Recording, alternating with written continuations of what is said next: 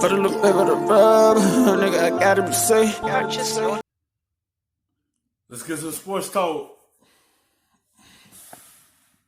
As well here, Jayson Tatum, 39 points, 9 rebounds in 48 minutes of action. And guys, Tatum's a first-time All-Star on Sunday. He's 21 years old. And Scottie, we think going into the season, Kemba Walker's the leader of that team. He's a vet. But is Jayson ready to take over as the leader of this team? I think he's ready, but I don't think he's there yet. He's definitely shown that he's at that level. Obviously, he's an all-star this season, but I think physically he needs another year. We're starting to see the fruit of his labor right now, but I think he's still a year away from his body fully maturing to really dominate. But you're starting to see it. Yeah, I agree. It's all about consistency, and that's what's missing. I mean, he has all the tools. It's about consistency, being 21 years old and being, throwing the keys to take over a franchise. It's pretty tough for a 21-year-old. I remember when I was playing for Orlando and being that young and, having to carry that load, take the last second shots, or if it's a 5-point game in 2 minutes, you got to take over the game and lead your team to a victory. That's a lot on a. He don't have to do as much. Cause it's some nights that he be off. It be some games that he's on. It's vice versa with him. He's only 21.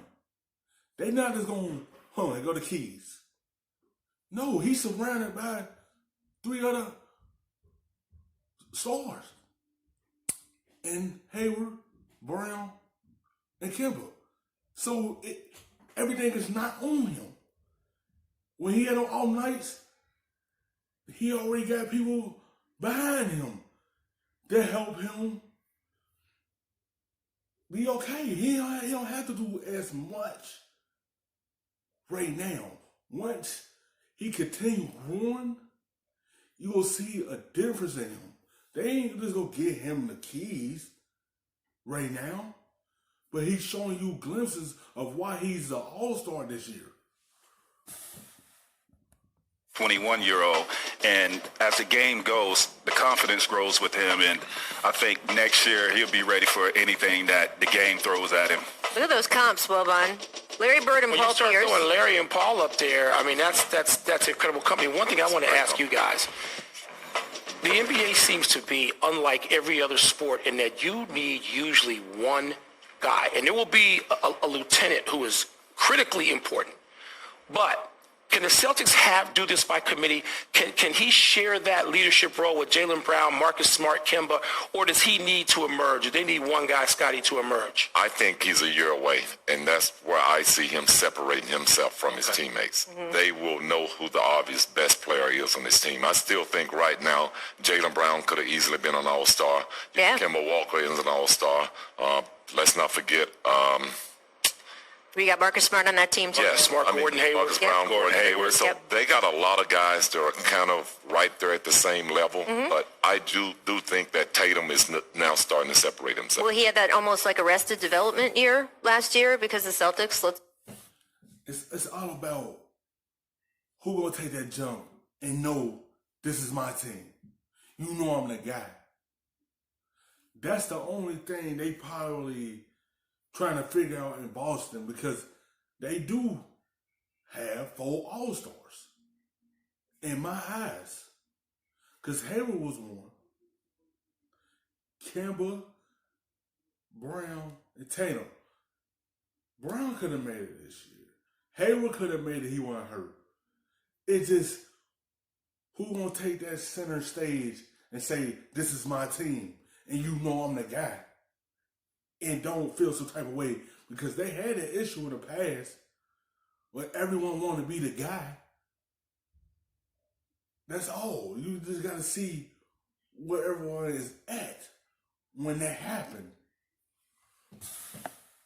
Face it, we're kind of a mess last year. So he's doing maybe in his 3rd year what we maybe expected from him after his rookie year, and then one more year gets that 3rd year breakthrough, but in his 4th year, because they're just a little bit of a different schedule. I do want to highlight something the Celtics did during the game last night. They ran this mixtape video of Kevin Garnett this was really cool. The way they announced they are retiring his number 5, and they're going to do it. They put a spotlight up right next to Paul Pierce's number 34. So that's really cool. He was very excited. And later today, KG is expected to have another honor. The Naismith Memorial Hall of Fame is going to announce finalists for the class of 2020. KG, Tim Duncan, nominated for the first time this year, and of course the late Kobe Bryant in there as well. Chris Bosh is going to be eligible. Guys, I mean, we expected to see Kobe, Tim, and Kevin Garnett 3 across, and it was going to be potentially the greatest Hall of Fame class ever. What do you think now from this group? Because what he did for Boston once he came from Minnesota, he was an anchor. He was a do-it-all guy. He would do anything to help this team win. Protect the rim, hit clutch buckets, talk players out of the game.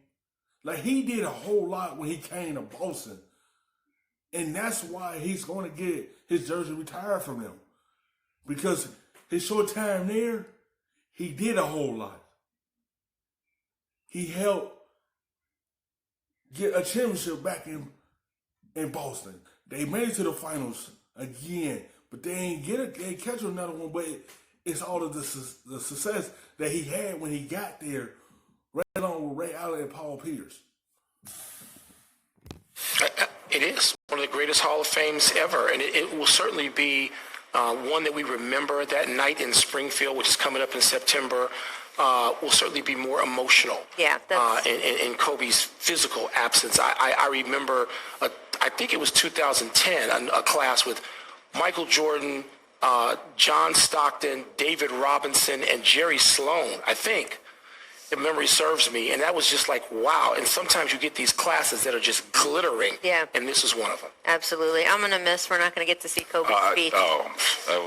Listen, I haven't been back since I was inducted, and I was really looking forward to We were that. talking about going back for that. Yes. Absolutely. And we know Kobe would have probably put together one of the best speeches of all course. time. Yes. Because he's going to go study everybody Yes. else's speech. Make sure he just goes to the top. And make sure his speech would have been better. Well, Yeah, man, this is one of the best classes right here. Duncan, KG, who else I'm forgetting? Chris Bosh. It's a good class because what they done on the floor, especially the eras what Kobe and Duncan had when they was going at it and see who get to the finals. And it was their era. Then you got KG, was in between that era, trying to get past those two, but they stopped him in his tracks. But he finally got through as he went to Boston. Chris Bosh joined Miami, was a key component on that finals team and helped them get titles. And it's going to be a lot different because Kobe ain't there. So when they vote him in and then everyone go do their speech and they call Kobe name, it's going to be a moment of silence because he ain't there. It's going to be very emotional once that come up. I don't know what the Hall of Fame's plans are for his induction. I hope we get to see someone either from his family or someone close to him speak on his behalf.